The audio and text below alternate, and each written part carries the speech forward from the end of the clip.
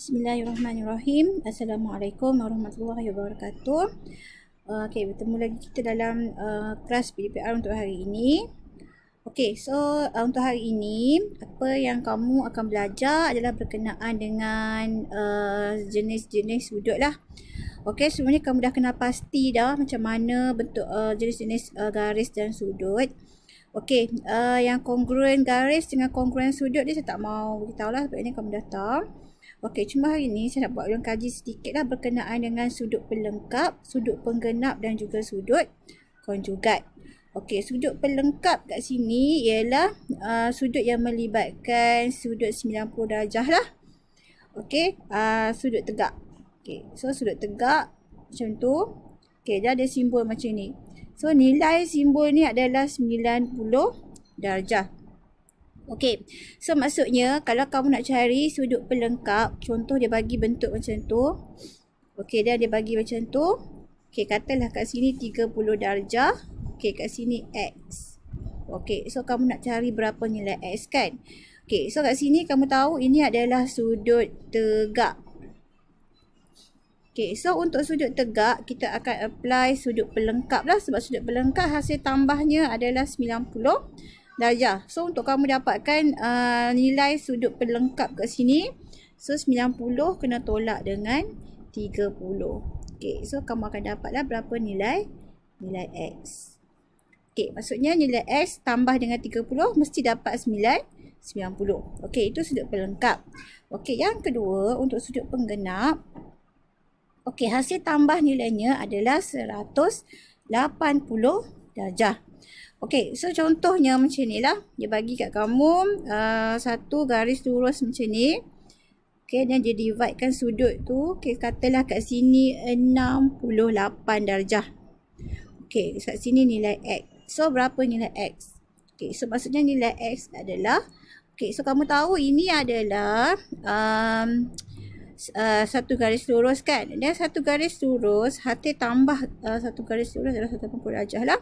Okey, so kat sini kita akan cari sudut penggenap bagi 68. Okey, so maksudnya 180 darjah kamu tolakkan dengan 68 darjah. So nilai X kamu akan dapat berapa? Okey, 112 darjah. Okey, so nilai X dia 112 darjah lah. Okey, itu untuk sudut penggenap.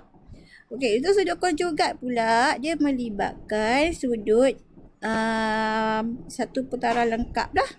Okey, sudut konjugat ni apabila hasil tambahnya adalah 360 darjah. Okey, so ke 360 darjah ni maksud adalah sudut untuk satu putaran lengkap. Okey, itu kita kata kita nak cari sudut konjugat. Okey, contohnya dia bagi macam ni. Okey, katalah kat sini dia bagi 50 darjah. So, berapakah nilai X? So, untuk dapatkan nilai X, kamu tahu ini adalah sudut konjugat ataupun sudut yang melibatkan 360 darjah. So, 360 kita minus dengan 50 lah. So, kamu akan dapat nilai X sama dengan 310 darjah. Okey, so ini macam mana cara kita nak dapatkan nilai-nilai sudut bagi sudut pelengkap. Okey, sudut pelengkap bagi sudut penggenap dan juga bagi sudut konjugat. Okey, kemudian kita akan tengok pula. Okey, this is a last topic lah untuk this is subtopic untuk this topic. Okey, dia akan tanya, okey, apakah itu sudut dongak dan juga sudut tunduk? Okey, kamu tahu keadaan dongak tu macam mana? Maksudnya kepala kita akan tengok ke atas kan? Okey, contoh ni kepala.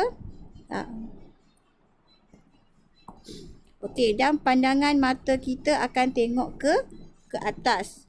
Okey, kalau sudut tunduk pula, okey, ni mata kita dan pandangan kita akan lihat ke bawah. Okey, itu maksud sudut tegak dan sudut tunduk lah.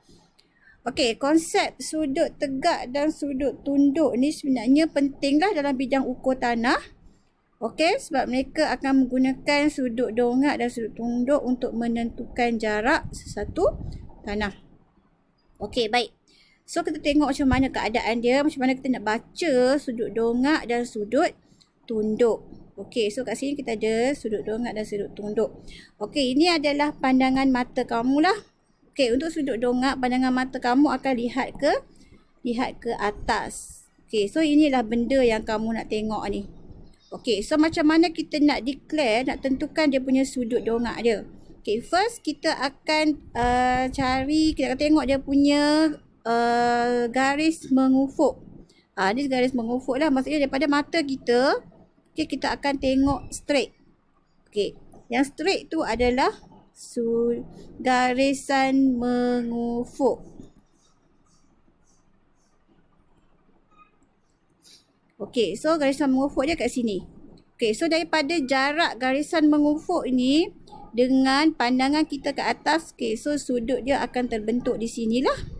Okey, so ini kita panggil sudut dongakan. Okey, kalau sudut tunduk pula, okey, mata kita di sini, kemudian kita akan lihat ke bawah. So ini objek yang kita tengok, cinta hati kita di bawah ni. Okey, kemudian first kali kita nak tentukan garisan mengufuk dululah. Okey, so garisan mengufuk dia adalah pandangan mata kita yang straight. So sebelum kita tengok ke bawah, kita akan straight kan mata kita. So daripada pandangan yang straight, kita akan tunduk ke bawah. Okey, so ini mengufuk. Okey, daripada garisan mengufuk kepada garisan kita tunduk tadi, okay, so di sinilah sudut tunduk dia. Okey. So itu macam mana kita nak tentukan sudut dongak dan sudut tunduk. Okey, saya bagi satu contoh. Katalah kamu, okey, ini mata kamu lah. Okey, then kamu nak lihat sesuatu di atas. Okey, sesuatu lah kat sini. Saya pun tak tahu apa benda, sesuatu lah.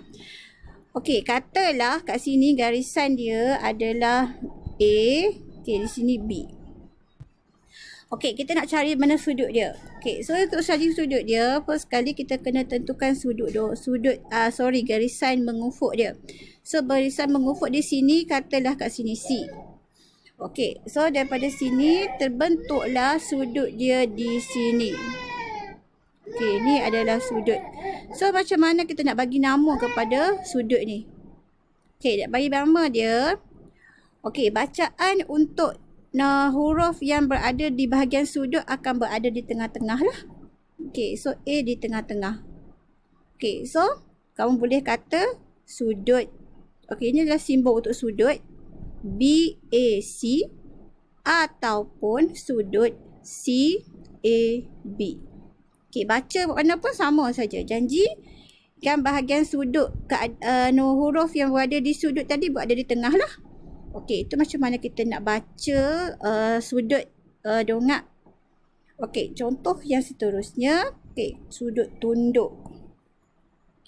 Okey, katalah mata kamu di sini dan kamu telah melihat sesuatu di sini.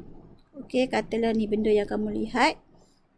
Okey, so pertama sekali kita nak tentukan sudut. Okey, katalah sini A, sini B. Okey, garisan A, garisan B. Okey, kemudian garisan mengufuk dia di sini. Okey, so sudut dia akan terbentuk di sinilah. Okey, let's say sini C. Okey, so kita nak namakan sudut tunduk dia macam mana? Sama macam tadilah. Okey, sudut tunduk ni berada di B kan? So kita akan tulis B di tengah-tengah. Okey, sama ada A, B, C ataupun CBA. Okey, ini adalah simbol untuk sudut. So sudut ABC betul, sudut CBA pun betul. Okey, so ini cara macam mana kita nak baca sudut. Okey, so